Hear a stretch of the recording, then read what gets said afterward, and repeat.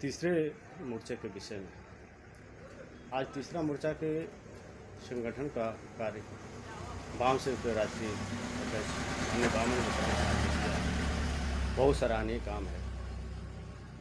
देश के अंदर सिर्फ दो ही पार्टियां हैं, एक कांग्रेस एक बीजेपी। दोनों आरएसएस पोषित हैं। कांग्रेस आती है, बीजेपी जाती है, बीजेपी जाती है, कांग्रेस आती है। इसको ध्यान में रखते हुए बहुत से चिंतक समाज के लोगों ने, ओबीसी, एसटी, एससी, माइनॉरिटी के लोगों ने अनेकों बार अपने मन में सोचा होगा कि एक तीसरा मोर्चा भी होना चाहिए। इस तीसरे मोर्चे को अस्तित्व में लाने के लिए वाम से माननीय वाम साहब ने एक अच्छी पहल की शुरुआत की है।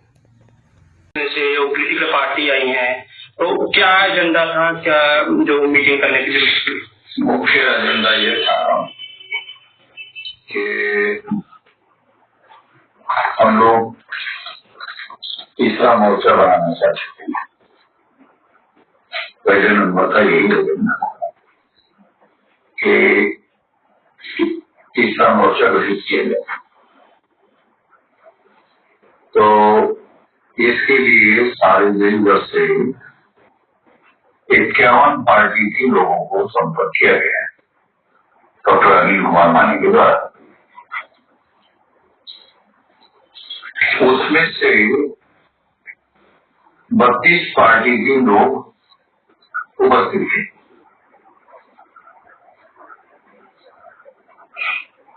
और सभी लोगों ने मिलकर तीसरा मोर्चा गठित करने का निर्णय लिया। इसमें किसी का भी कोई विरोध नहीं था, सभी लोगों को इसमें सहमति थी, समर्थन था। फिर दूसरा मुद्दा आया कि इसका एक नाम निर्धारित किया जाए, तो उसके लिए भी प्रस्ताव पारित किया गया, राष्ट्रीय परिवर्तन मोर्चा। क्योंकि ये एससी, एसटी, ओबीसी, माइनॉरिटी के लोगों के दल है खासतौर। तो इन सभी लोगों को परिवर्तन चाहिए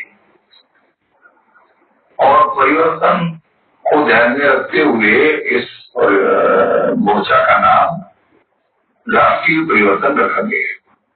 यानी इस तरह से देश में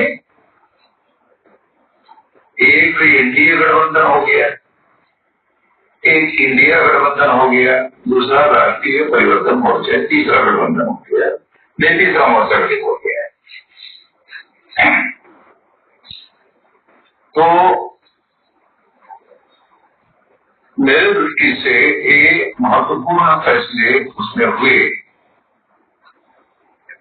तीसरा एक फैसला और हुआ कि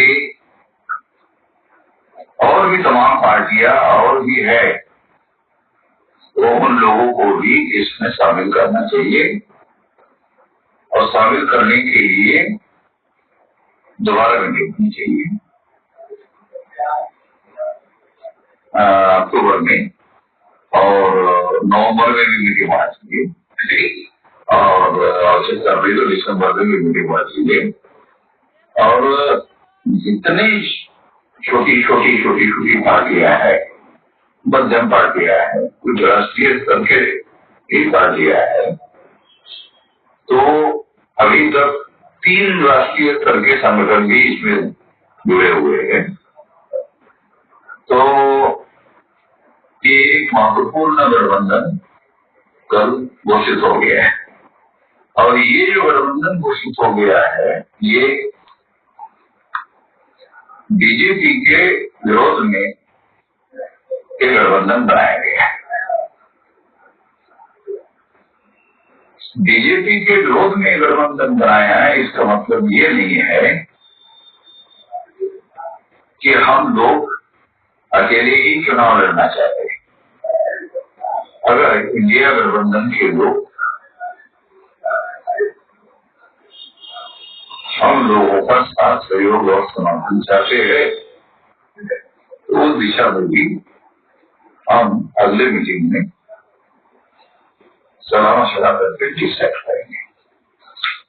क्या आपको ये बातें डिसाइड, क्या आपको लगता है कि इसकी 2024 के इलेक्शन को लेकर जो परिवर्तन मोर्चा बना है तो इसकी जरूरत थी, क्योंकि इंडिया गठबंधन भी है। एनडीए गठबंधन बना, उन्होंने 38 दलों का, उसमें 25 ऐसे दल है एक बार भी चुनाव में एक भी उनका एमपी नहीं है। हमारे 32 जो दल है वो भी उसी तरह के दल है, मगर बहुत सारे दलों ने जो हमारे साथ है चुनाव लड़ा हुआ है। तो और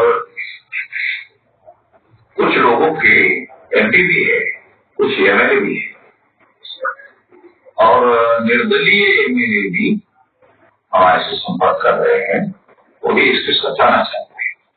तो कितनी उम्मीद कितनी है कि और संभावना कितनी है कि कितनी पार्टियां इसमें और आ सकती हैं, और कितनी उम्मीद है? हमारे बहुजन मुक्ति पार्टी के राष्ट्रीय महासचिव राम कुमार शर्मा का ऐसा मानना है कि उनके पास 100 से ज्यादा लोगों के पार्टियों के नाम और पार्टियों के पदाधिकारियों के नाम टेलीफोन नंबर है। तो ऐसी संभावना है कि अगले माह होने वाले गठबंधन की मीटिंग में 100 के लगभग पार्टियां साथ गई, क्योंकि अब की बात लोगों को आने के लिए बहुत कम समय मिला, तैयारी करने को बहुत कम समय मिला, तो प्री एंगेजमेंट भी थी बहुत सारे पार्टी के लोगों की, तो इस वजह से वो आ नहीं पाए और अगले बार आने का वादा किया, टेलीफोन से सहमति भी जताई। तो अगले मीटिंग में ज्यादा बड़े पैमाने पर पार्टियां इसमें सहभागी हो सकती हैं, और ये हमें पूरी उम्मीद है कि गठबंधन बन गया है, ये हकीकत में आ गया है, एक बड़ी घटना माना जाना चाहिए भारत के राजनीतिक इतिहास में। छोटा मोटा प्रयास नहीं है, क्योंकि हमारे पास में बैलेंसिंग पावर है, इतने वोट है, कम से कम 400 लोकसभा के हम लोगों के वजह से दिल्ली में सत्ता का संतुलन उनके फेवर में आ सकता है, जिनके साथ हम जुड़ेंगे। तो आगे लीड करने की बात आएगी, तो लीड कौन करेगा और कैसे, क्या? तो ये एक गठबंधन है और सारे फैसले जो है गठबंधन की जो राष्ट्रीय अध्यक्ष है एक पार्टी का, वो उनकी समन्वय समिति बनेगी सारे देश के पार्टी में, और उन समन्वय समितियों में ही ये निर्णय लिया जाएगा और वो निर्णय लेकर ही ये काम चलेगा। और आपको लगता नहीं कि थोड़ी देरी हो गई है कि ये गठबंधन अगर थोड़ा पहले बन जाता तो? हाँ, ये अभी बहुत सारी बातें जो है इसके बारे में लोग बोलेंगे कि देरी हो गई वगैरह वगैरह, मगर हम ऐसा मानते हैं कि अभी ये अक्टूबर है, तो अक्टूबर, नवंबर, दिसंबर, जनवरी, फरवरी, मार्च, तो लगभग 5-6 महीने का समय है चुनाव घोषित होने के लिए। तो अभी ये काफी समय बचा हुआ है।